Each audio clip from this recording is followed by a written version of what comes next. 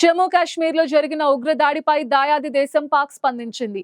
ఆ ఉగ్రదాడిలో తమ హస్తం లేదని ప్రకటించుకుంది. అయితే భారత్ నుంచి ప్రతిస్పందన తీవ్రంగా ఉంటుందని భావిస్తున్న పాక్ ముందు జాగ్రత్తగా యుద్ధ విమానాలను సరిహద్దులకు తరలిస్తోంది. అయితే ఈ ఉగ్రదాడిపై పాక్ రక్షణ మంత్రి సంచలన వ్యాఖ్యలు చేశారు.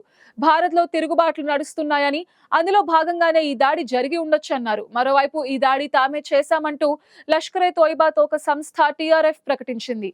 దీంతో ఈ దాడి వెనుక ఎవరున్నా వదిలిపెట్టేది లేదంటూ భారత్ హెచ్చరించింది.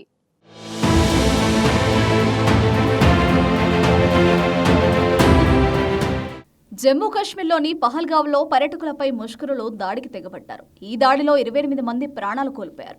ఈ ఘటనపై భారత ప్రభుత్వం సీరియస్గా ఉంది. పహల్గావ్లో ఉగ్రవాదులు దాడి చేసిన ప్రాంతాన్ని కేంద్ర హోంమంత్రి అమిత్ షా పరిశీలించారు.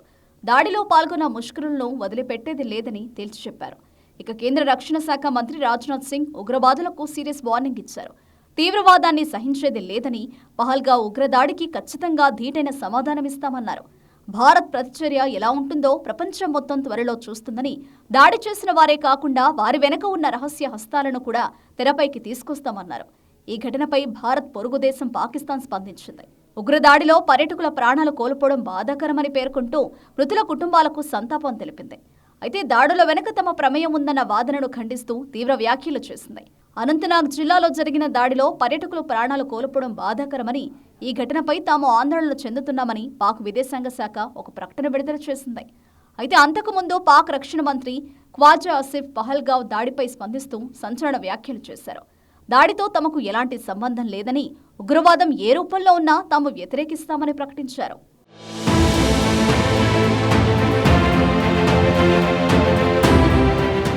భారత్లో జమ్మూ కాశ్మీర్, ఛత్తీస్గఢ్, మణిపూర్ సహా దక్షిణ భారత్లోని పలు రాష్ట్రాల్లో తిరుగుబాట్లు నడుస్తున్నాయని, బహుశా ఈ క్రమంలోనే పహల్గావ్ దాడి జరిగి ఉంటుందని, ఇందులో విదేశీ శక్తుల దాడి అయి ఉండకపోవచ్చని పాకిస్తాన్ న్యూస్ ఛానల్కి ఇచ్చిన ఇంటర్వ్యూలో ఖ్వాజా సంచలన వ్యాఖ్యలు చేశారు.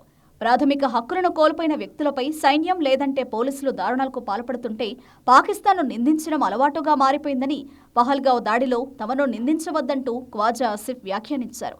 అప్పటికే దాడులకు పాల్పడింది తామేనని లష్కరే తోయిబా ముసుగు సంస్థ ది రెసిస్టెంట్ ఫ్రంట్ ప్రకటించుకుంది.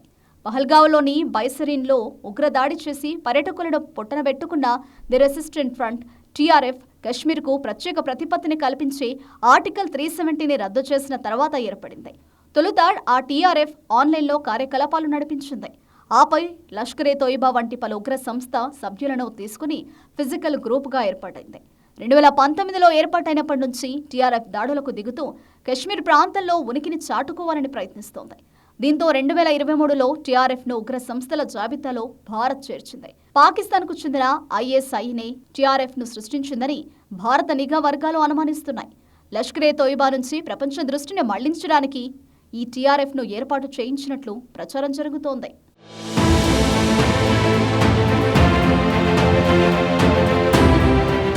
ఇక పహల్గావ్లో జరిగిన ఉగ్రదాడి వెనుక సూత్రధారి సైఫుల్లా సాజిద్ ఉన్నట్టు తెలుస్తోంది. ఇప్పటికే దాడులకు పాల్పడింది తామేనని లష్కరే తోయిబా ముసుగు సంస్థ ది రెసిస్టెంట్ ఫ్రంట్ ప్రకటించుకుంది. అంతకుముందు సైఫుల్లా ముసాహిదీలు కశ్మీర్లో దాడులు చేస్తారని ముందుగానే ప్రకటించాడు. త్వరలో కశ్మీర్ తమ గుప్పిట్లోకి వస్తుందంటూ సైఫుల్లా వ్యాఖ్యలు చేశాడు. తాజాగా దానికి సంబంధించిన వీడియోలు సోషల్ మీడియాలో వైరల్ అవుతున్నాయి. ఇక పహల్గావ్ ఉగ్రదాడి తర్వాత భారత్ ఎలా స్పందిస్తుందో తెలియక పాకిస్తాన్ వెంటనే అప్రమత్తమైపోయింది. ఉగ్రవాదులు దాడి తర్వాత సరిహద్దుల వెంట భారీగా సైన్యాన్ని తరలించింది. జమ్మూ కాశ్మీర్కు దగ్గరగా ఉన్న భారత సరిహద్దుకు యుద్ధ విమానాలను తరలించింది.